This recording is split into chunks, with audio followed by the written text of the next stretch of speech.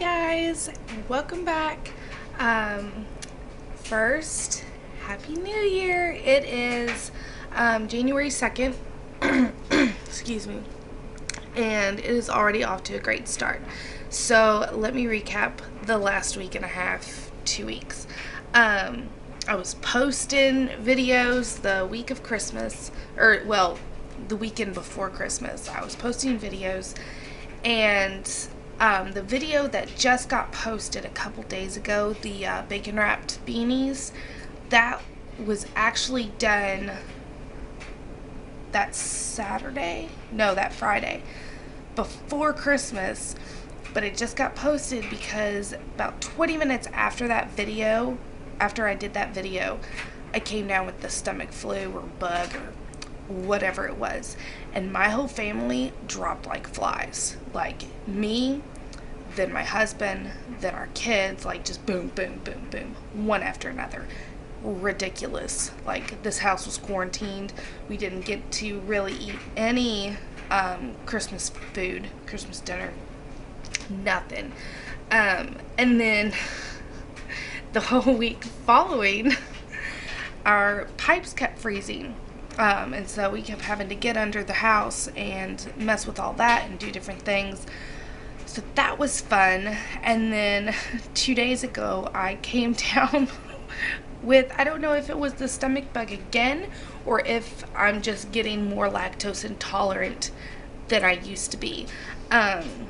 So starting in 2018, fresh clean slate, I'm going to try less dairy, because like I said, I don't know if that last one was the stomach bug again, or if it was more because I'd eaten a lot of cheese, if it was more my lactose intolerance, because I've always been lactose intolerant, but it got better to where only if I ate a large amount of dairy would I get sick.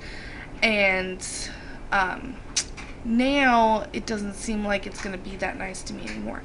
But anyway, that's oh, and we're probably going to be buying a house or buying property and building a house. Just depends on what comes on the market. But as of right now, that is in the game plan, which is why I have not been doing canning videos. I'm trying to use up a lot of my canned pantry here at my house and at my grandparents', just so that when we move, we do not have a lot of precious jars filled with precious food to move, because I'm so afraid that they'll bust, because I don't have any special boxes or anything to carry them in. So that is where it stands, but I am still doing videos. I am still doing the cooking and whatnot. I'm using a lot of my pantry stuff right now, and I'm not replenishing it, which is starting to be crazy, because I was canning every week, twice a week, 3 times a week, sometimes every day. Now I'm not, but it is what it is, and it's for a good reason. So that is all the babbling that I will do. Now I will show you how to do hard-boiled eggs in the pressure cooker. 6 minutes, perfection, and they're fresh eggs. So let's get started on that. All right, we have my pressure cooker, and then you want to make sure that you have the little, not tray, but the grate that comes with it. Have it down in there. A cup of water, and you can do a dozen eggs, but I am just going to do what I have here in my door because I have an abundance of eggs right now. I have, to show you my horrible fridge right there. All 3 of those are all filled with farm fresh eggs, but these are the extras that did not fit in, so they are going to be for my salad. I'm planning what am I planning? I'm planning chicken Caesar salad and Cobb salad, and both those take eggs. So I'm gonna hard boil some eggs and get that good to go.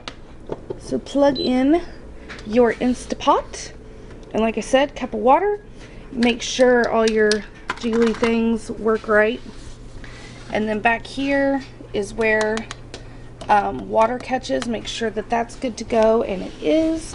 I was using this just last night to make dirty rice. Oh, it was amazing. And I made fajitas. I did a little prepping for my week. Okay, so you want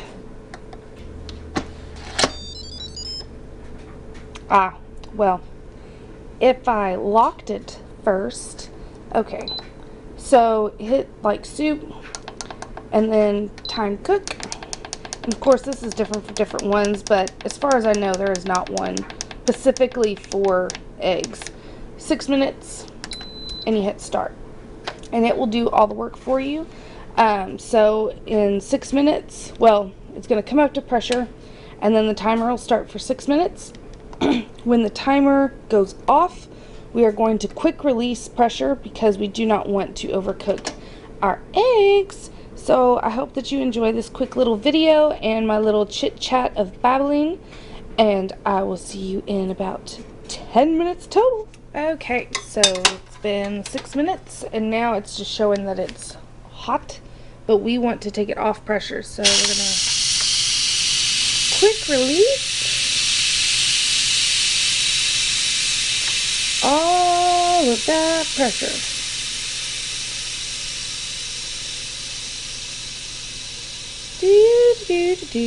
I love that you can quick release on these pressure cookers. Love it. Okay, so then you open her up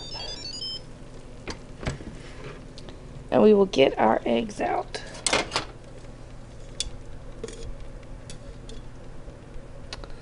One egg.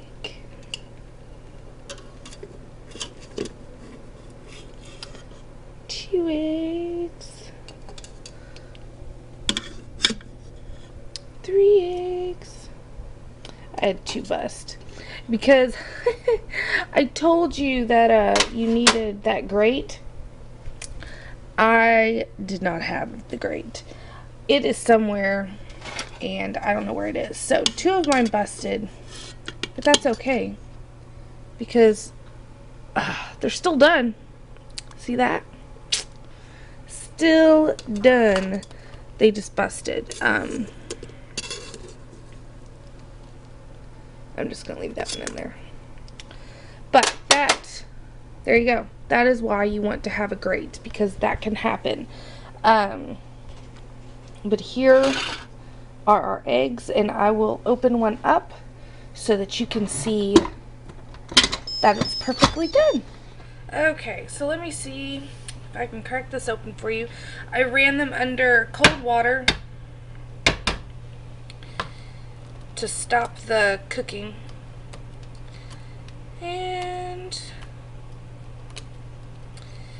you can also I know when you're doing like regular boiled eggs, with fresh eggs you can put like a teaspoon of baking soda in the cooking water and then the shells are supposed to just come right off, but I don't know how that would do in a pressure cooker. I've never tried it, but honestly, I mean, this works just fine for me. And to me, the shells come right off like it was a store-bought egg. So, get our egg cutter. And let me bring you over here to show you. Look at that. That is a perfect boiled egg. It's not too done. It's not underdone. It is just done enough. That right there, ladies and gentlemen, is perfection at its finest. So, I hope that you enjoyed this chit chat / tutorial on hard-boiled eggs in your pressure cooker.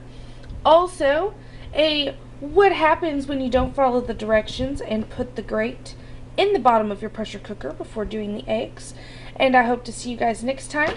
Thanks for watching.